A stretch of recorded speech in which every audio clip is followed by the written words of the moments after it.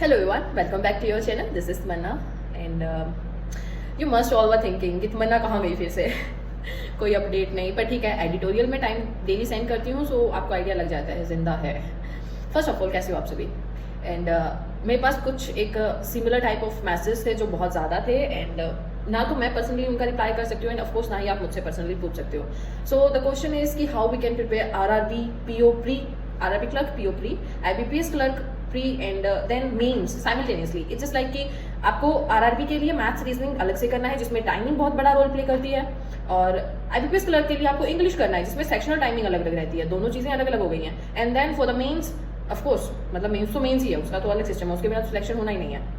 तो कैसे अभी प्रिपेयर करें लास्ट 10 डेज में, बहुत बड़ा क्वेश्चन था. So let me tell you what I am doing, और मुझे ये बेस्ट मेरे लिए लग रहा है. इट मे बी ये आपके लिए अलग एक स्ट्रेटेजी हो सकती है, बट मेरा इतना ही कहना है, अगर आप मेंस प्रिपेयर कर रही हैं देन मुझे ऐसा लगता है कि बिफोर द एग्जाम जब अपना एडमिट कार्ड आएगा, इट मे भी किसी का एडमिट कार्ड आएगा वो 3 तारीख को, किसी का पेपर होगा, किसी का आगे नेक्स्ट डेट को होगा.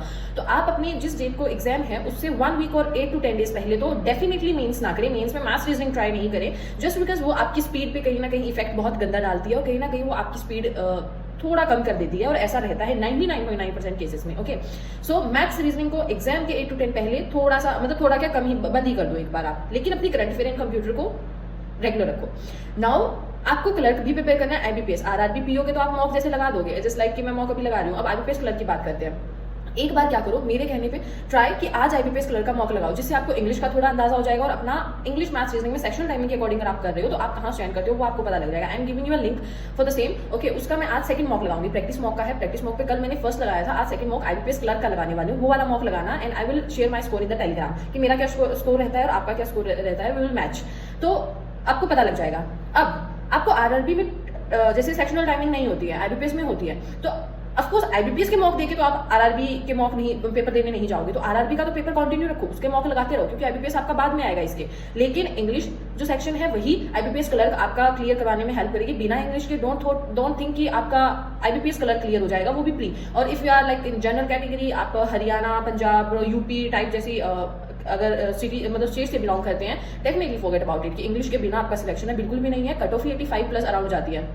सो इंग्लिश का अलग से सेक्शनल दो आप. ओके, उसका अलग से टॉपिक टेस्ट, चाहे टॉपिक टेस्ट में आप जैसे आरसी हो गया, जिस भी टॉपिक में आप थोड़ा वीक हैं, जस्ट लाइक आरसी, पैराजंबल, जिसमें अपन को लाइक मैच द कॉलम्स होते हैं, उनमें थोड़ी प्रॉब्लम आती है वैसे, तो उनके टॉपिक टेस्ट दो. अदरवाइज पूरा का पूरा इंग्लिश का एक अलग से सेक्शनल दो, उससे आपकी इंग्लिश प्रिपेयर हो जाएगी. ओके, सो आपका वहां से इंग्लिश प्रिपेयर हो गया, आरआरबी भी कंटिन्यू है, आरआरबी के जस्ट एंड होते ही आप आईबीपीएस क्लर्क करते रहो. अब बात आती है मेंस की. मुझे ऐसा लगता है जिसने अभी तक प्रिपेयर किया होगा, मेंस को अभी तक प्रिपेयर कर लिया होगा, मेंस के क्वेश्चंस की भी प्रैक्टिस की होगी जो लास्ट 2-3 मंथ से लगे हुए हैं, ठीक है, कंटिन्यूसली, तो उनके लिए इतनी प्रॉब्लम नहीं है. आप प्री का देने के बाद में, प्री का मतलब ऐसा होता है कि अगर आप मेंस के सिर्फ मॉक भी आप लगाने लग जाओगे, कहीं और से कुछ भी नहीं करोगे, वो भी बहुत इनफ है, बहुत ज्यादा इनफ है.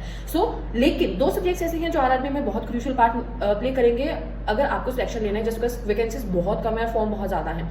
So current affair and computer. Okay, computer of course मुझे ऐसा लगता है कि बहुत से स्टूडेंट्स ने साथ साथ में कर लिया होगा, और अगर नहीं भी किया देन डोंट वरी, अभी अपने पास 29 सितंबर को मेंस होगा, so we have 2 months around. Okay, so you can prepare easily अगर आप अभी से लगते हो. लेकिन नहीं करते हो तो देखो वो जिंदगी में कभी पूरा नहीं होने वाला है सब्जेक्ट, आप करने लगोगे तो हो जाएगा. अब बात आती है करंट अफेयर की. करंट अफेयर को डेली करना शुरू करो, डेली 2 या 3 दिन की करंट अफेयर को कवर करो. अभी डेली वाली कर लो चाहे जैसे भी है, करंट अफेयर को नहीं छोड़ना है, क्योंकि करंट अफेयर आपकी कहीं स्पीड में कोई कुछ भी हर्डल जैसी नहीं है, मतलब वो तो आपकी ऐड ऑन ही होती रहेगी जितनी बार उसको पढ़ोगे. मुझे ऐसा ही समझ में आया कि करंट अफेयर को जितना पढ़ना है ना पढ़ डालो, नॉट इन द सेंस कि बहुत सारे सोर्सेस, नहीं, एक सोर्स को जितनी बार पढ़ना है उसको पढ़ डालो, ऐसा सीन रहेगा. सो आई एम सेइंग अगेन, एक लास्ट मैप रोड मैप बता रही हूँ आपको कैसे, कि अभी आरआरबी पीओ के मॉक को कंटिन्यू रखो, उसके अलावा आप इंग्लिश के सेक्शनल पे पूरा फोकस रखो, and then maths, then current affair and computer, इन दोनों को कंटिन्यू रखो. तो 4 चीजें हो गई हैं. डेली आप प्री का मॉक लगाओ, प्री के मॉक लगाने के बाद में उसको आप अच्छे से एनालिसिस करो. और एक चीज, इसमें अगर आप किसी भी एक टॉपिक होता है ना जिसमें आप वीक हो, जैसे मैथ्स रीजनिंग आती है आरआरबी में, आपको लगता है अर्थमेटिक में आई कैन इंप्रूव, मैं और अच्छा कर सकता हूँ, आप 10 दिन में भी बहुत अच्छा कर सकते हो, क्योंकि आपके कंसेप्ट क्लियर है, you have to just work on your speed.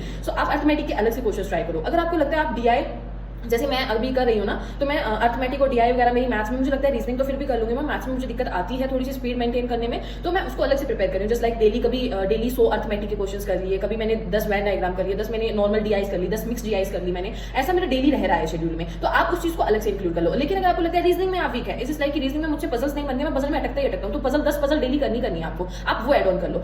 Hope so आपको इससे हेल्प मिलेगी. And other than this, if you have any doubt then comment below, I will try best कि आपको रिप्लाई करूँ. एंड चाय okay, and आपको इसमें भी मेरी आवाज से लगेगा थोड़ी खराब है, ख़राब तो है भाई, बहुत ज़्यादा है, बहुत खराशी और ऐसी है, मतलब सर दर्द एंड जुकाम एंड ऑल, लेकिन at the end moment we can't stop. Okay, and other than this, this is all about the video. If you have any doubt then comment below, we'll try my best कि आपको reply करूँ. And if you have any suggestions for me then of course you can comment below. I will try कि मैं उन पे suggestions पे work करूँ. अब कुछ एक दो लोग कहेंगे करनी तो तुझे अपनी ही है पर नहीं, अगर मुझे लगेगा कि okay ये चीज़ मेरे लिए ज़्यादा better है then I will surely go with that. Okay, so मिलते हैं next video में. Tata, take care.